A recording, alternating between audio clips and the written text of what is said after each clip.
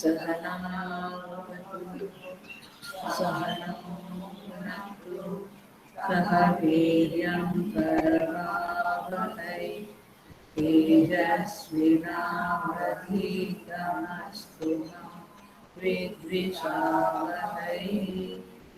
ॐ शान्ति शान्ति शान्तिः।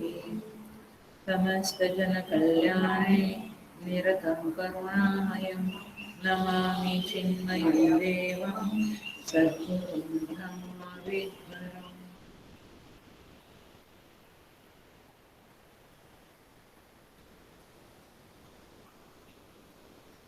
Okay,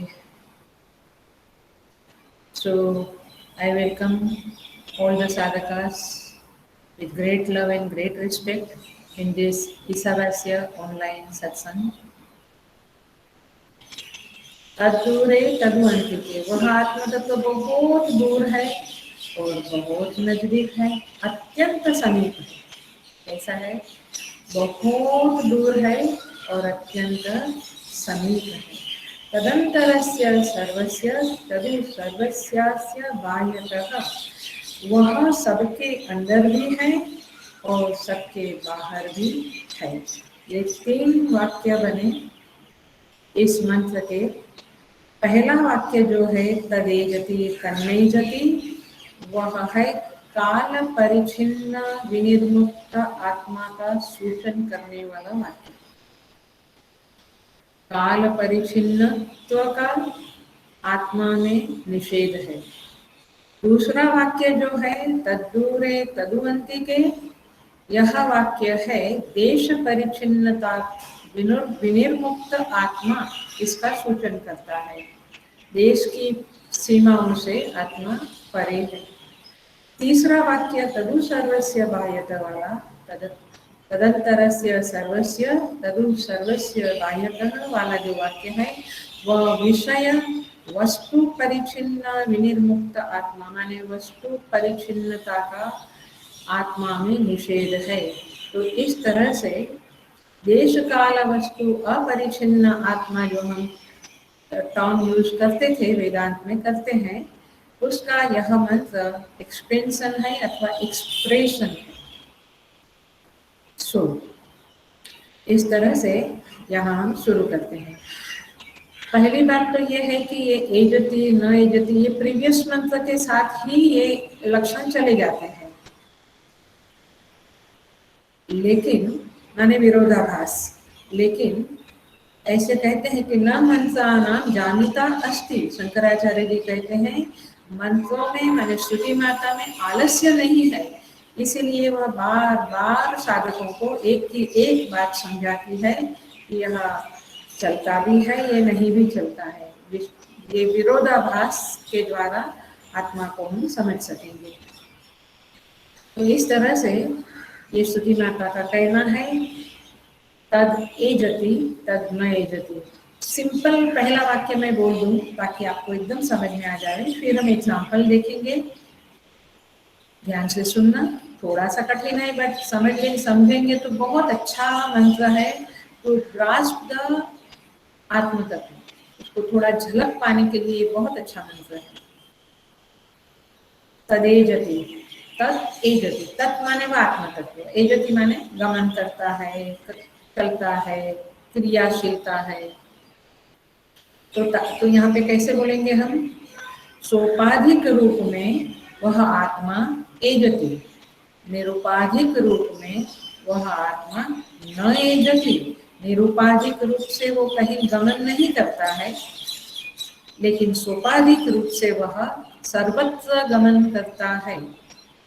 मनसो जवियो last class में बोला था। तो इस तरह से इसको समझो, माने स्वतः स्वरूप से अचल रहते हुए भी आत्मा चलता हुआ सा दिखता है। मुझे वेदांत की भाषा में ही बोलना पड़ेगा, इससे लाइटर भाषा का प्रयोग नहीं कर सकती हूँ मैं, लेकिन हम समझेंगे एग्जाम्पल से। जैसे आकाशस्थ सूर्य जो है, आकाश में जो सूर्य है, उसका जब जल में नीचे तालाब में प्रतिबिंब पड़ता है, पानी में प्रतिबिंब पड़ता है, वह प्रतिबिंब हमें हिलता हुआ सा, इधर उधर जाता हुआ सा महसूस होता है, अनुभूत होता है। क्यों? क्योंकि वो पानी की जो उपाधि है, जल की जो उपाधि है वो हिलती हुई है, तो प्रतिबिंब भी हिलता हुआ सा दिखता है, तो एजति। लेकिन आकाश में जो सूर्य है वो ना एजति, वो वैसा का वैसा है, अर्घ्यति। तो एक स्थिर है, लेकिन प्रतिबिंबवाद से इस बात को समझा जा सकता है कि उपाधि के कारण, उपाधि में जो उसका प्रतिबिंब है, वो प्रतिबिंब जो हमें हिलता जुलता डुलता दिखता है, तब श्रुति माता को कहना पड़ता है एजति। अब देखो, जल की बात तो एग्जाम्पल है, हमें क्या देखना है कि ये सारे शरीर जो है, प्राणी मात्र के शरीर है, वे शरीर में क्रिया शक्ति है, वो कर्म क्रिया करता रहता है, खाना पीना, दौड़ना, सोना, बैठना, ये सारी क्रियाएं क्या है? एजति। आत्मा एज इफ चलता है, आत्मा एज इफ क्रिया करता है, क्रिया का करता है, भोगता है, गणता है, मनता है, श्रोता है। तो इस तरह से ये जो श्रोता, मनता, गणता, ये एजति है। पकड़ में आ रहा है आप लोगों को? उपाधि के संदर्भ में आत्मा चलता हुआ दिखता है विथ रिस्पेक्ट टू उपाधि, लेकिन उपाधि नहीं है, माने ये शरीर रूपी उपाधि को ना लेवे या कोई भी उपाधि को ना लेवे, तो आत्मा निरुपाधिक आत्मा अचल है, चलता नहीं है, क्योंकि वो सर्वव्यापी है, घनो घनी भरला आ विठ्ठल, माने सर्वत्र वो भरा हुआ है, उसको चलने को जगह कहाँ है। लेकिन श्रुति के उपाधि के संदर्भ में श्रुति माता इस तरह की बात हमें समझाती है कि अंतःकरण जब चंचल होता है, तो मैं चंचल हुआ ऐसा आपको लगता है? यस और नो? लगता है, लगता है ना? मन चंचल हुआ, अरे आज मैं बहुत चंचल हुआ, तो आपने क्या कहा? मैं माने आपने, तो आत्मा चंचल हो गया, ऐसा आप बोलते हैं। तो उपाधि के साथ जब तादात्म्य, जैसा तादात्म्य हुआ सा है, तब आत्मा गमन करता, चलता, चंचल हुआ, सुनता हुआ मालूम पड़ता है। अन्यथा आत्मा निष्कंप है, अचल है, निश्चल है, सर्वव्यापकत्व, शांत, अद्वितीय, एकम है।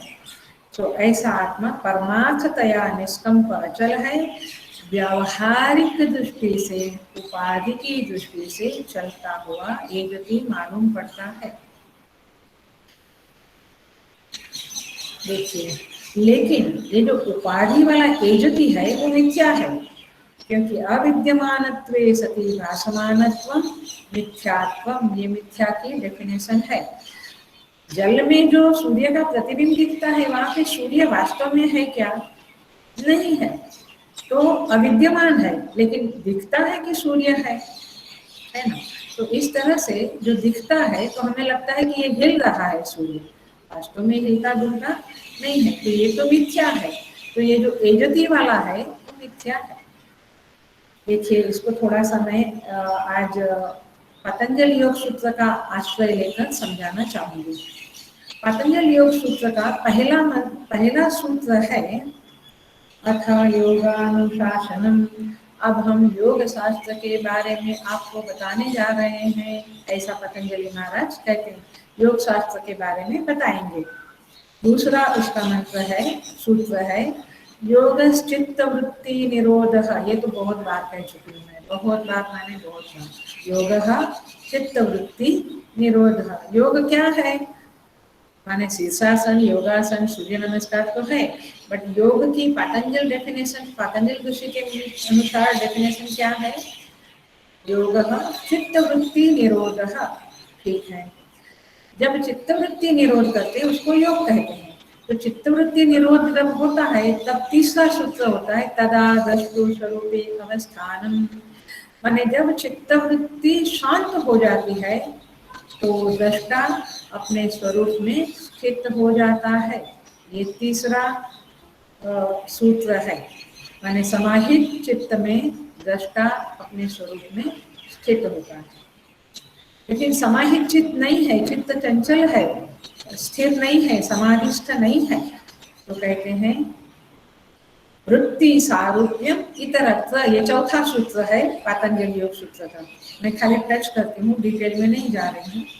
तो चौथा सूत्र अपने काम का है। चौथा सूत्र कहता है वृत्ति सारूप्यम इतरत्व। जब आपकी समाधि अवस्था नहीं है, चित्त आपका स्थिर समाहित नहीं है, तब इतरत्व माने उत्थित चित्त में, जब चित्त ऐसा शांत नहीं है तब वृत्ति सारूप्यम, तब यह दृष्टा अपने स्वरूप में अवस्थित नहीं है, लेकिन वृत्ति के साथ एकरूप होता है। माने जैसे मन की वृत्ति, वैसा आत्मा दृष्टा अपने को समझता है। माने मन में क्रोध आया तो मैं क्या बोलती हूँ, अरे मुझे तो, मैं तो क्रोधी बन गया, मैं लोभी बन गया, मैं दीनहीन बन गया, मैं बड़ा लघुता फील कर रहा हूँ। मतलब क्या, ये मन की वृत्ति हुए जो क्रोध की वृत्ति, लोभ की वृत्ति, ईर्ष्या की वृत्ति है। लेकिन आप क्या बोलते हो, मैं क्रोधी गया, मैं बड़ा क्रोधी हो गया, उस समय मुझे बड़ी ईर्ष्या हुई। माने आप अपने को उस वृत्ति के साथ एक रूप करते हो। तब आपका क्या कहा, आप माने आत्मा, प्लीज अंडरस्टैंड, आप माने आत्मा। तब यह तो क्या कहना कहेंगे, उपाधि के साथ तादात्म्य हुआ आत्मा का, एजिफा तादात्म्य हुआ सा, तब ये कैसा है, एजति। समझ में आ रहा है। और जब तादात्म्य नहीं है उपाधि के साथ, तब न एजति।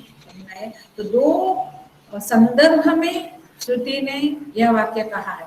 क्योंकि ऐसे ही कहेगी श्रुति की न एजति, तो आप कहेंगे कि अरे हम तो अनुभव नहीं करते हैं ऐसा आत्मा का। आपको क्या करना पड़ेगा, उपाधि से तादात्म्य को तोड़ना पड़ेगा, तब जाके आप उस न एजति वाले स्टेज में पहुंचेंगे।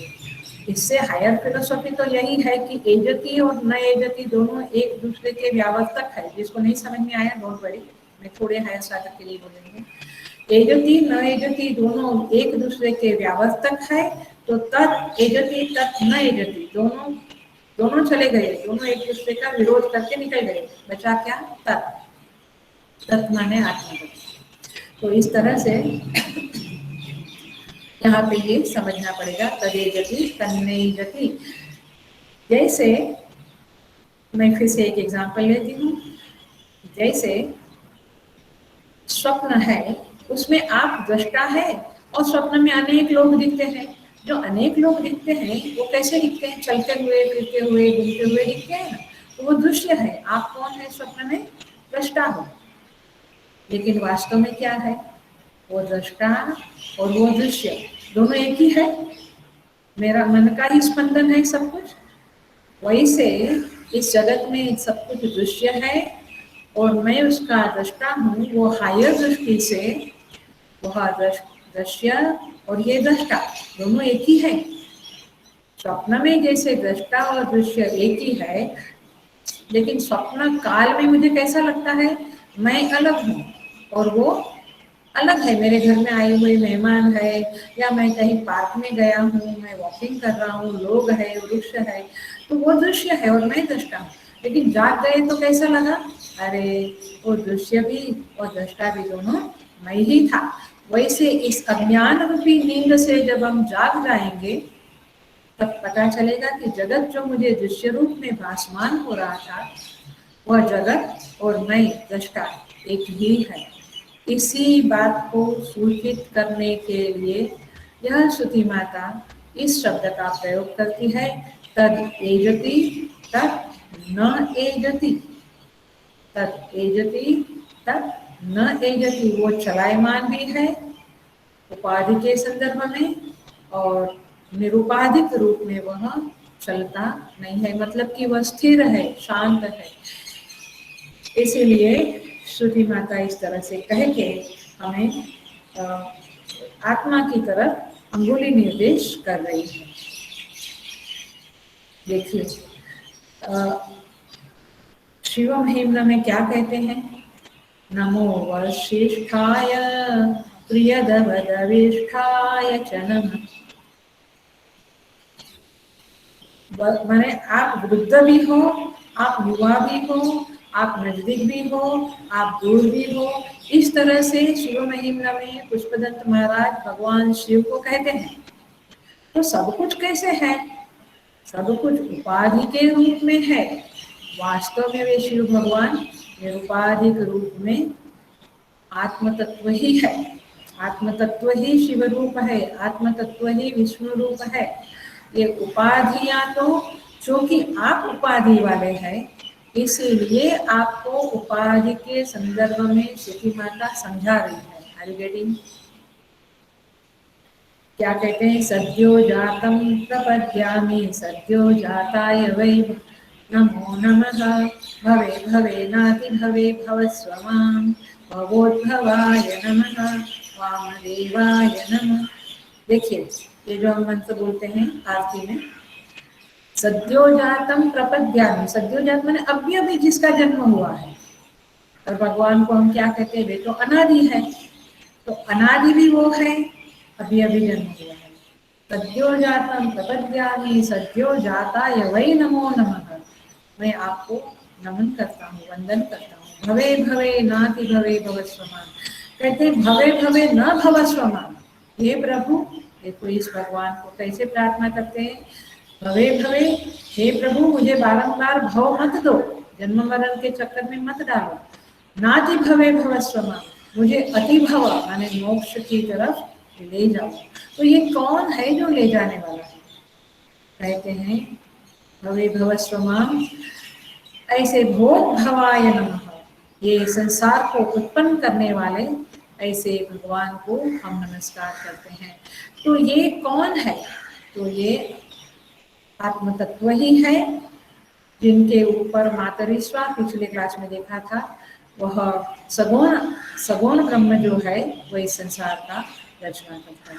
तो ये सगुण और निर्गुण के संदर्भ में प्लीज रिमेम्बर, सगुण और निर्गुण अथवा सोपाधिक या निरुपाधिक के संदर्भ में ये दो वाक्य आते हैं। तदेजति तत् न एजति। पकड़ में आ रहा है थोड़ा बहुत? तो इस तरह से हम आगे बढ़ते हैं। पारमार्थिकतया तो वह अचल है।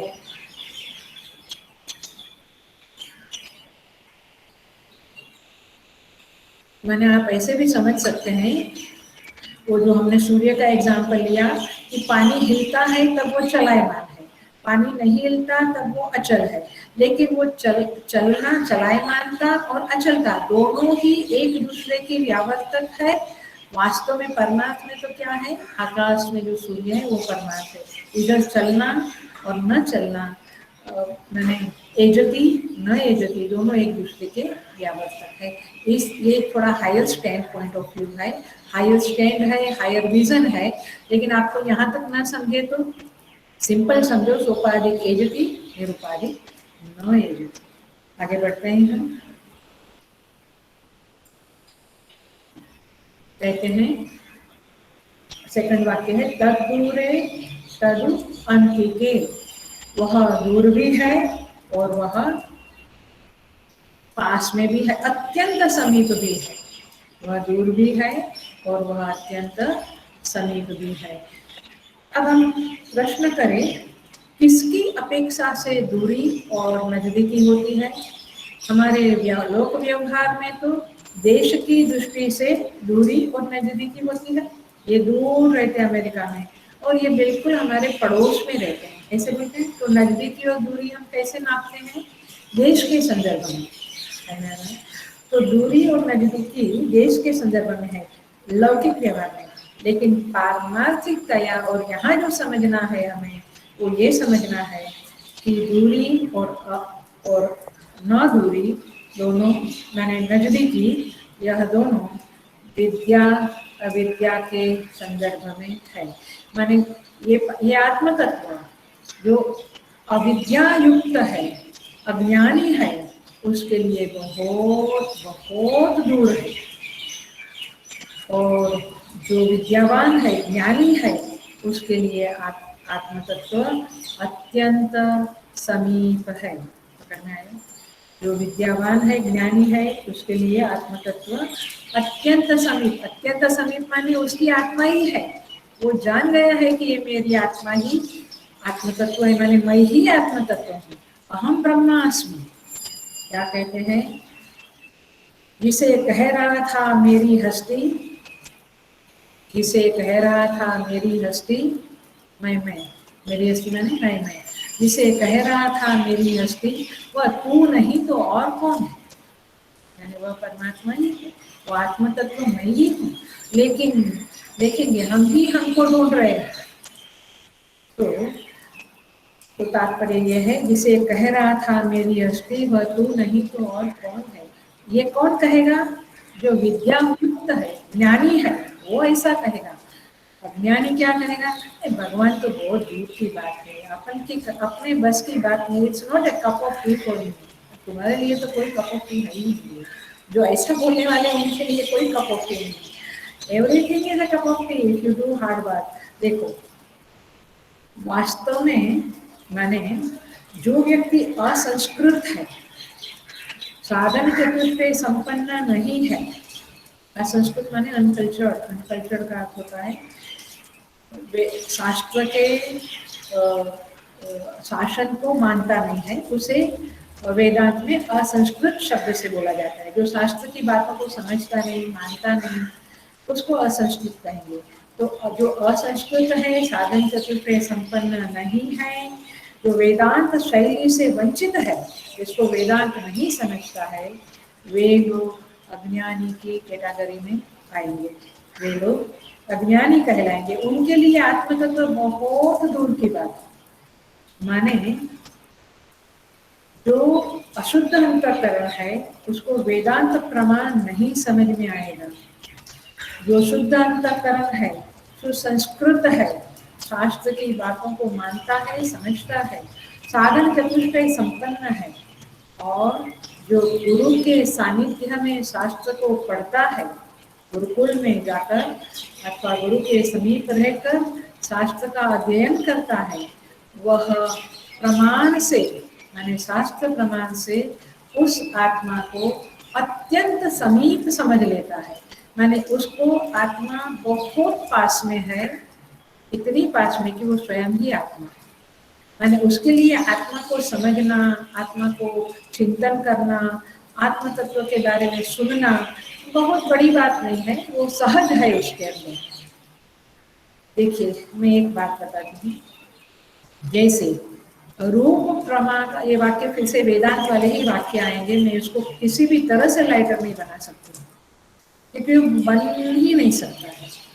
देखो, जैसे रूप प्रमा का प्रमाण, रूप प्रमा का निर्धारण नेत्र प्रमाण करता है, राइट? ये वाक्य समझ में आ रहा है? Very good. रूप प्रमा की ये वस्तु ऐसी है, ये कुर्सी है, ये टेबल है, ऐसा ये व्यक्ति ये है, तो ये रूप जो है उसके लिए केवल नेत्र। कान है तो आंख नहीं है, लेकिन कान है तो क्या कान उसका प्रमाण बनेगा एक कुर्सी है बोलने का? नहीं, नेत्र ही प्रमाण है।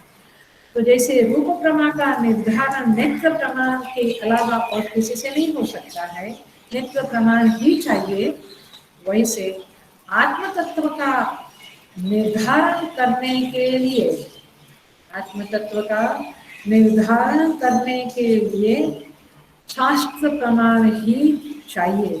शास्त्र के अलावा और कोई चीज, कुछ भी, कोई भी आपको बता नहीं सकेगा कि आत्मा ऐसा है। गुरु बताते हैं, क्योंकि गुरु शास्त्र प्रमाण का आश्रय लेते हैं, सहाय लेते हैं, वो उसको साथ में रखकर बोलते हैं, इसीलिए वो गुरु के द्वारा भी सुनने से आत्म तत्व प्राप्त होता है। सो ये आत्म तत्व विद्या अविद्या की दृष्टि से दूर और पास है, देश की दूरी से पास और दूर नहीं है।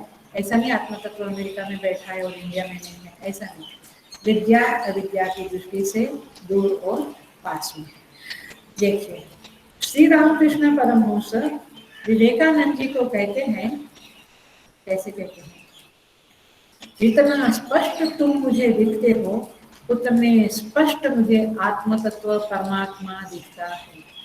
क्या कहने की हिम्मत है! देखो, ऐसा कहने की हिम्मत केवल उन्हीं में होती है जिन्होंने पाया है। जितना स्पष्ट तुम मुझे दिखते हो उतना स्पष्ट परमात्मा मुझे दिखता है। क्यों? क्योंकि उनको भी उनके गुरु तुतापुरी ने और माँ काली की आराधना के कारण उनको ये स्थिति प्राप्त हुई थी। तो परमात्मा उतना नजदीक है जितना हमें सामने खड़ा हुआ इंसान दिखता है, उस सामने कोई चीज दिखती है, उतना क्लियर परमात्मा है। लेकिन किसके लिए?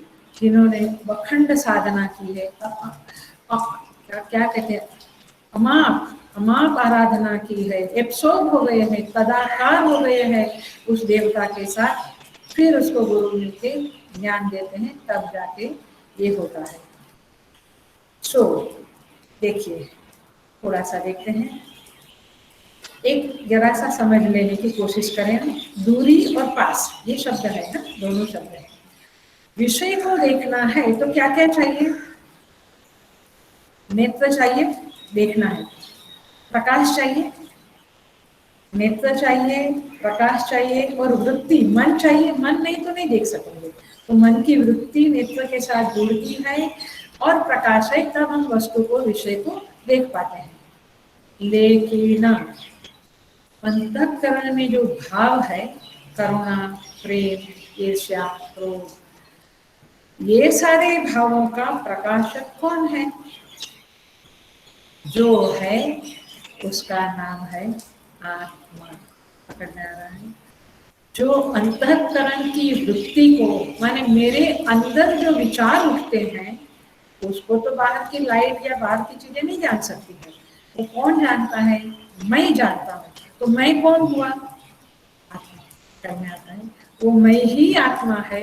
इसीलिए केनोपनिषद में कहते हैं, केनोपनिषद ये ईशा के मंत्रों के साथ बहुत नजदीकी से जाता है।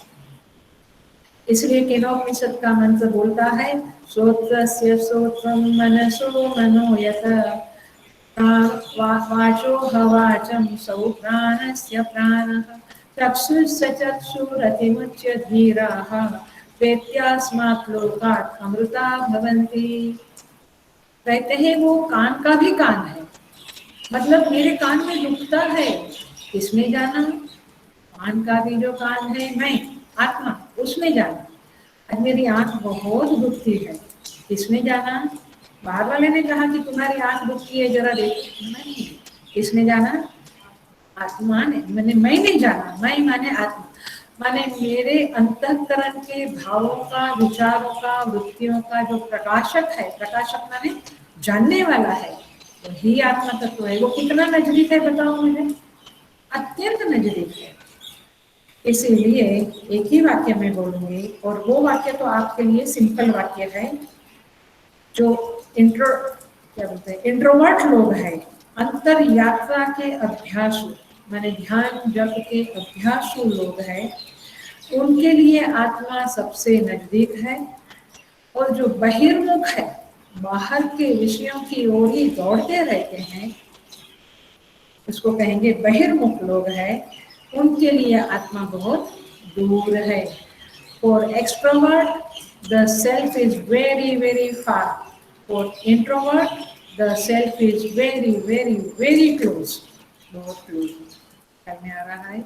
श्रुति का ये वाक्य समझ में आता है, तद दूरे तद्वंतिके, वह दूर भी है, वो नजदीक भी है। नजदीक किसके लिए? जो ध्यान जप करके अंदर झांकते हैं, उसके लिए नजदीक है। तो बाहर के विषयों की तरफ दौड़ते रहते, वहीं झांकते रहते हैं, उनके लिए ये आत्मा बहुत दूर की बात है, बहुत दूर की है। और एग्जाम्पल देकर समझाती हूँ।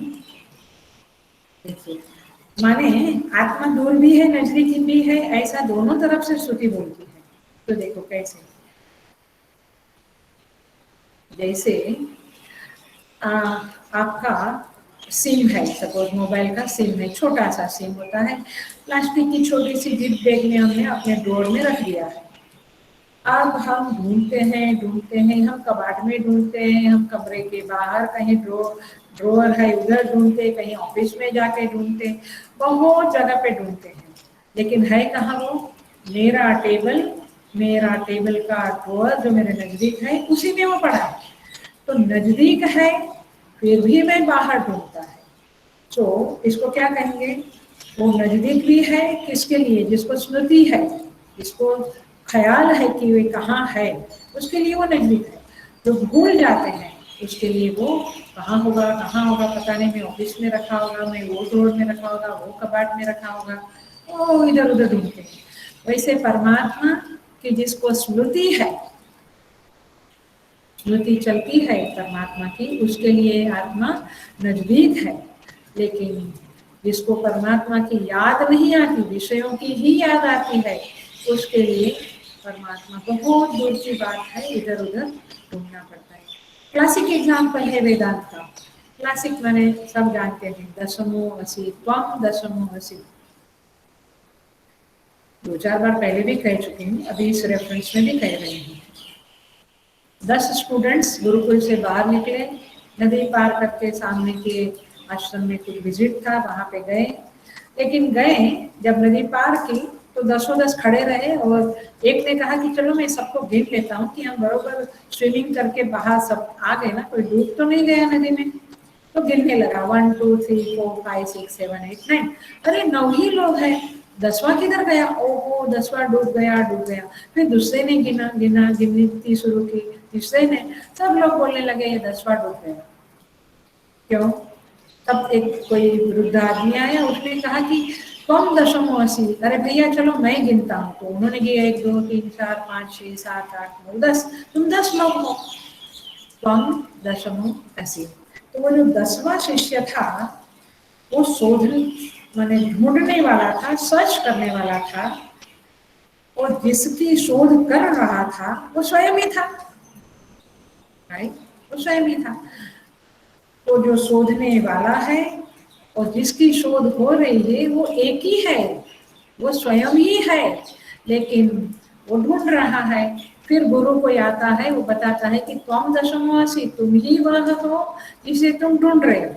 तो साधक भी वही है, साध्य भी वही है, लेकिन वो ढूंढते रहता है।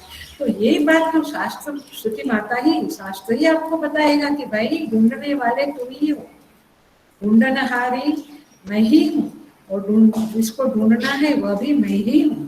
तात्पर्य यह है कि दोनों के बीच में अंतर क्यों हुआ, अज्ञान के कारण। उस शिष्य को, 10वें शिष्य को ये अज्ञान था कि मुझे तो गिनना चाहिए, वो उसने नहीं गिना। तो अज्ञान के कारण हम सब ढूंढ रहे हैं उस आत्मा को, उस आनंद को जो अपने अंदर ही विराजमान है। देखिए तरंग, मैं हास्यास्पद एग्जाम्पल देती हूँ। तरंग एज इफ जल को ढूंढ रहा है, वस्त्र एज इफ सूत को ढूंढ रहा है। क्यों? क्योंकि भ्रम है कि कहाँ गया। लेकिन ये अज्ञान की जब निवृत्ति होगी ज्ञान के द्वारा, अज्ञान क्या है कि मैं अपूर्ण हूँ, मुझे ये चाहिए वो चाहिए, मैं पूर्ण नहीं हूँ। इसलिए हम पूर्णता की शोध में निकल चुके हैं, यात्रा कर रहे हैं, साधना कर रहे हैं। लेकिन जब ये ज्ञान होगा कि तुम पूर्ण हो और तुम कौन हो, तब ये यात्रा समाप्त होगी।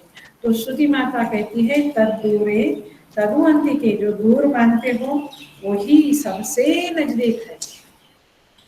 क्या बोलती है श्रुति? तैत्तरीय श्रुति बोलती है, तैत्तरीय उपनिषद, यो वेद निहितं गुहायां परमे व्योमन् सोऽश्नुते सर्वान् कामान् स ब्रह्मणा विपश्चितेति। कहते हैं यो वेद निहितं गुहायां परमे व्योमन्, जो अंतर गुफा में, अंदर अपने अंदर एक आकाश है, परम आकाश है, परम व्योम है, उस व्योम में वह निहितम, वो छिपा हुआ है आत्म तत्व। उसको जो वेद, जो जान लेता है, सो श्नुते सर्वान् कामान् सह ब्रह्मणा विपश्चितेति, वो विज्ञान में ब्रह्म के साथ जगत के सारे भोगों को भी भोगता है। वाह, क्या कहते हैं, जिन्होंने अंदर परम हृदयाकाश में, उस हृदय गुहा में उस परम तत्व को पा लिया है, जान लिया है, वह व्यक्ति उस ब्रह्म को भी आनंद लेता है, मैंने ब्रह्म को भी अनुभव करता है और जगत के सारे भोगों का भी अनुभव करता है। क्या हमें ये नहीं चाहिए? हमें जगत भी चाहिए और भगवान भी चाहिए। तो ये श्रुति को जरा समझे समझ लेना आप तैतरीय पढ़ के। तो यहाँ पे कहते हैं वो सबसे अंदर है और सबसे बाहर है। मुख्य बात इतना समझो, हमारे लेवल पे बहिर्मुख लोगों के लिए वो बहुत दूर है। अंतर्मुख इंट्रोवर्ट लोगों के लिए जो एक साधना में थोड़े रत रहते हैं, मगन रहते हैं, साधना में डिसिप्लिन रहते हैं, उनके लिए ये आत्म तत्व, ये परमात्मा परमात्मा समीप है, जवळ है।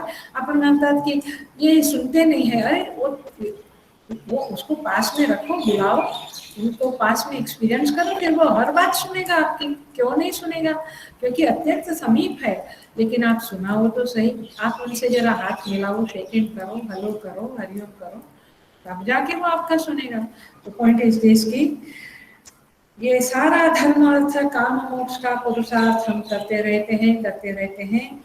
तो क्यों करते हैं? क्योंकि उस पूर्णता को ढूंढते हैं, बट वो पूर्णता आपके पास ही पड़ी है। इसलिए कहते हैं दृश्यते तु अग्रया सूक्ष्मया बुद्धिया सूक्ष्मदर्शी भी। जो सूक्ष्मदर्शी लोग हैं वो सूक्ष्म बुद्धि से उस आत्मा को पा लेते हैं। आगे बढ़ जाते हैं। तो इस तरह से ये दूसरा हुआ। देखिए, मिट्टी का घोड़ा है, मिट्टी का आदमी है, और उस आदमी ने मिट्टी की टोपी पहनी है। अब वो टोपी मिट्टी को ढूंढ रही है। ऐसा जब मैं बोलूं आपको कैसा लगेगा?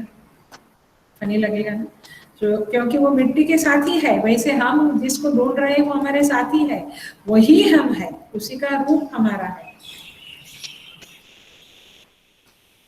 तो इस तरह से यहाँ पे कहते हैं कि वो नजदीक भी है, दूर भी है। वृक्ष के मूल से शाखा कितनी दूर है? आपकी व्यावहारिक दृष्टि में दूर है, लेकिन पारमार्थिक दृष्टि में वृक्ष की मूल की जो शक्ति है, वृक्ष शक्ति है, वही शाखा में है, वही मूल में है, वो नजदीक है, ख्याल में आता है। तो इस तरह से नजदीक भी है, दूर भी है। तीसरा टुकड़ा ले लेते हैं। तदंतरस्य सर्वस्य तदु सर्वस्य बाह्यतः। देखिए, वह सबके अंदर भी है और वो सबके बाहर भी है। इसको भाष्यकार ने कहते हैं अंतर्बाह्य कल्पना विलक्षण स आत्मा। वो अंतर बाहर की कल्पना से विलक्षण है, वो अंदर भी है, बाहर भी है। A very very simple example देकर मैं बताऊंगी। जैसे एक घट है, घड़ा, आकाश कहाँ है? घट के अंदर है कि बाहर है? अंदर भी है, बाहर भी है। ये आकाश आपके शरीर के अंदर भी है, बाहर भी है। वैसे यह परमात्मा आपके हृदय गुफा में भी है, हृदय में भी विराजमान है और सर्वत्र जगत में भी विराजमान है। भगवान भाष्यकार कहते हैं अस्य सर्वस्य जगतो नाम रूप क्रियात्मकस्य तदुपि सर्वस्यस्य बाह्यतो व्यापकत्वात् आकाशवत् निरतिशय सूक्ष्मत्वात् अंतः। वो अंदर भी है, अत्यंत सूक्ष्म होने के कारण अंदर भी है, और उसका जो स्थूल रूप है वो जगतो नाम रूप क्रियात्मक, माने जगत रूप में भी वही है। याद करो पहला मंत्र, ईशावास्यम इदगम सर्वम। वो बाहर भी है, वो अंदर भी है। इसलिए माने जो मैं के सबसे नजदीक है उसको हम अंदर बोलेंगे, तो मैं के सबसे नजदीक तो आत्मा ही है, क्योंकि मैं ही आत्मा हूँ। और मैं से जो दूर है उसको हम दूर कहेंगे, तो वहां भी परमात्मा है, अंदर भी परमात्मा है। ये अवच्छेदवाद के द्वारा इस पद को समझा जाएगा। अवच्छेद माने घट की दीवार के कारण, समझना सावधानी से, घट की दीवार के कारण यह आकाश जो एक है उसमें दो विभाग पड़ गया, एक अंदर एक बाहर, ठीक है। लेकिन वास्तव में आकाश परमार्थतया इन रियलिटी एक्चुअली आकाश एक है। वैसे परमात्मा एक है, उपाधियों के कारण यह परमात्मा में अंदर और बाहर ऐसे शब्दों का उपचार होता है। वास्तव में वह एक ही है। अवच्छेदक की अनेकता आकाश पर आरोपित हुई है, इसीलिए आकाश अनेक है, ऐसा हम कहेंगे। घटाकाश, मठाकाश, महाकाश। तो इस तरह से आकाश को हम अलग अलग नाम देते हैं, अनेकता है, बट वास्तव में आकाश एक है। वैसे परम तत्व, आत्म तत्व एक है, वो अंदर भी है बाहर भी है ऐसा बोला जाता है, बट अंतः बाह्य दोनों एक दूसरे का व्यावर्तक है, इसलिए तत्व जो है वही आत्म तत्व है। अंत बाह्य बाहर दोनों ही मिथ्या है। सो ये वाक्य थोड़ा कठिन है, आई अंडरस्टैंड। आप थोड़ा सा इतना ही समझो कि वो अंदर भी है बाहर भी है। तो अवच्छेदवाद से जो पहला था तदेजति तन्नेजति, वो प्रतिबिंबवाद से उस वाक्य को हमने समझा था। वेदांत की जो प्रक्रियाएं हैं उस प्रक्रियाओं का नाम मैं ले रही हूँ। प्रतिबिंबवाद की प्रक्रिया से पहला पद हम समझा। अब तीसरा पद जो है वो अवच्छेदवाद की प्रक्रिया से जानेंगे। मतलब ये है कि हम सब जो अंदर अपने विचारों को, अपने भावों को, वृत्ति को जानते हैं, तो वो अंदर भी है। वो जानने वाला कौन है? वो आत्मा ही है। तो वो अंदर भी है, और ये जो नाम रूपात्मक जगत दिखता है वहां पर भी वह है। इसी को फिर से मैं केनोपनिषद का ही रेफरेंस लाती हूँ। इसी को कहते हैं यत् मनसा न मनुते येन मनः आहुर्मतम्, येन आहुर्मनोमतम्, यन्मनसा न मनुते येन आहुर्मनोर्मतम् तदेव ब्रह्मा त्वं विद्धि नेदं यदिदम् उपासते। मतलब कि जिसके द्वारा मन, ध्यान से सुनना, जिसके द्वारा मन विचार कर सकता है, भावना को कर सकता है, वह आत्मा है। न कि मन जो सोचता है करता है वह आत्मा है। मतलब ये है कि मन, जिसकी शक्ति से मन में विचार आ सकते हैं, जिनकी शक्ति से चक्षु देख सकती है, जिनकी शक्ति से कान सुन सकते हैं, वह आत्मा है। कान जिसको सुनते हैं शब्द को वो आत्मा नहीं है। चक्षु जिसको देखती है वो आत्मा नहीं है। वो एक अलग दृष्टि से हम कहते हैं कि सब कुछ आत्म तत्व है, बट श्रुति कहती है यत् चक्षुषा न पश्यति येन चक्षुषी पश्यते तदेव ब्रह्म त्वं विद्धि नेदं यदिदम् उपासते। कहते हैं कि जिसे चक्षु देख नहीं सकती है उस आत्मा को चक्षु देख नहीं सकती है, लेकिन जिसके कारण चक्षु सब कुछ देखती है। आया पकड़ में?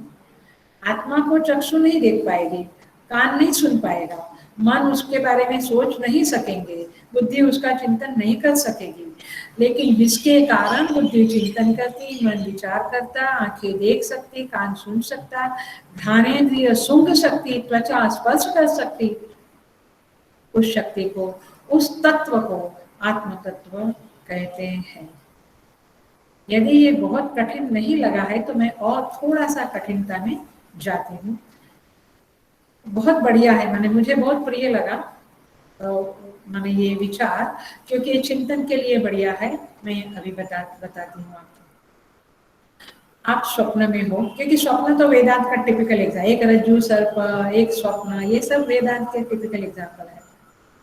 देखिए, आप स्वप्न में जाते हो, तब आप काफी लोगों को देखते हो, एक आश्रम देखते हो, फिर वहां पे मंदिर है, हॉल है, सत्संग हो रहा है, सब कुछ आप देखते हो।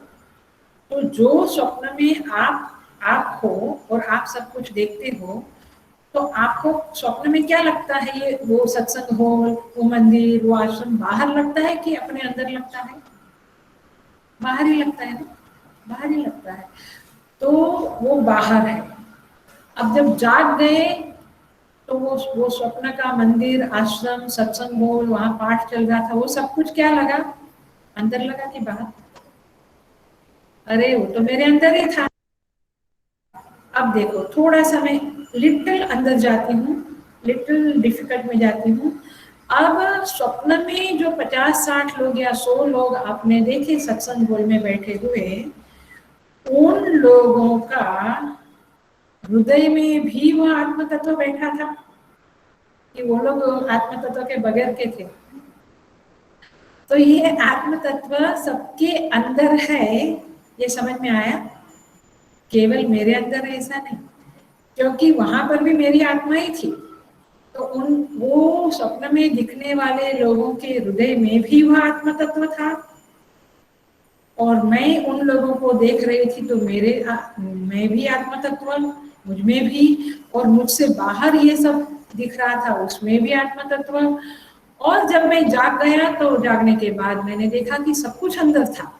तो इसीलिए जो बाहर वाला, एजती वाला, दूरी वाली जो बातें हैं ना, वो हायर लेवल पे मिथ्यात्व में चली जाएगी। समझे तो समझे, नहीं तो ट्राई करो। मतलब ये एजती जो है वो मिथ्या है, अने तद तद न एजती सत्य है। द्वैत में मिथ्यात्व है, अद्वैत में सत्यत्व है। तो ये जो मुझे सब कुछ दिखा बाहर जो है वो मिथ्या है। इसलिए ईशावास्य में इदगम सर्वम जब बोलते हैं तो ऐसा नहीं एक एक व्यक्ति में ईश्वर देखना है, सब कुछ मिथ्या है, इसलिए एक केवल ईश्वर ही है ऐसा समझना है। हेलो, थोड़ा दिमाग को ढाल देना पड़ेगा। मतलब एजति मिथ्या न एजति, वैसे एजति न एजति दोनों परस्पर व्यावर्तक है, तो दोनों मिथ्या तत्सत्य, वो तद आत्म तत्व ही सत्य है। इसलिए तदंतर से सर्वस्य, वो सबके अंदर है वह भी मिथ्या, सबके बाहर है वह भी मिथ्या, लेकिन तत्व जो है वह आत्म तत्व सत्य है। एनीवे, ये ना समझे तो इतना समझो कि वह दोनों तरह से आपको समझना पड़ेगा, और फिर दोनों का आपको व्यावर्तन करना पड़ेगा, निगेट करना पड़ेगा, उपाधि का और दूरत्व का और एजति का, तब जाके आपको ये समझेगा। सो इस तरह से यहाँ पे कहते हैं, ज्यादा नहीं समझता है तो हम छोटा सा देख लेते हैं, मैंने सब थोड़ा सा ख्याल में आते हैं। But are you getting? एक लेवल से एजति मिथ्या न एजति सत्य, दूरी मिथ्या अंत सत्य, बाह्यतः मिथ्या अंत सत्य, लेकिन वो एक लेवल है। हाईएस्ट लेवल से, फाइनल दृष्टि से एजति न एजति दोनों ही उपाधि निरुपाधि शब्द एक दूसरे के व्यावर्तक, ये दोनों मिथ्या, तत् आत्मा एवं सत्य। दूरी समीप दोनों मिथ्या, तत् आत्मा एवं सत्य।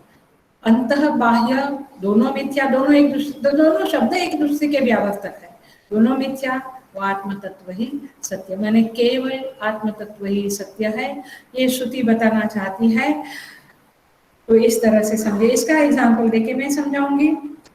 वेरी वेरी क्लासिक एग्जाम्पल, आपका प्री एग्जाम्पल है श्रीमद् भागवतम का। क्या कहते हैं? मैंने मिट्टी नहीं खाई, माँ पूछती है कि तुम मुंह खोलो, माखन खाया, मैं माखन नहीं खाया।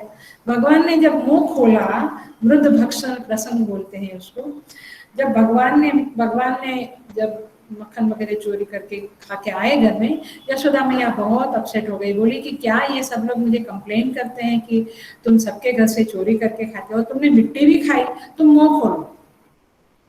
भगवान ने जब मुंह खोला तो यशोदा मैया ने क्या देखा? समस्त चराचर विश्व उस भगवान के मुख में देखा। उसको कहेंगे अंतः,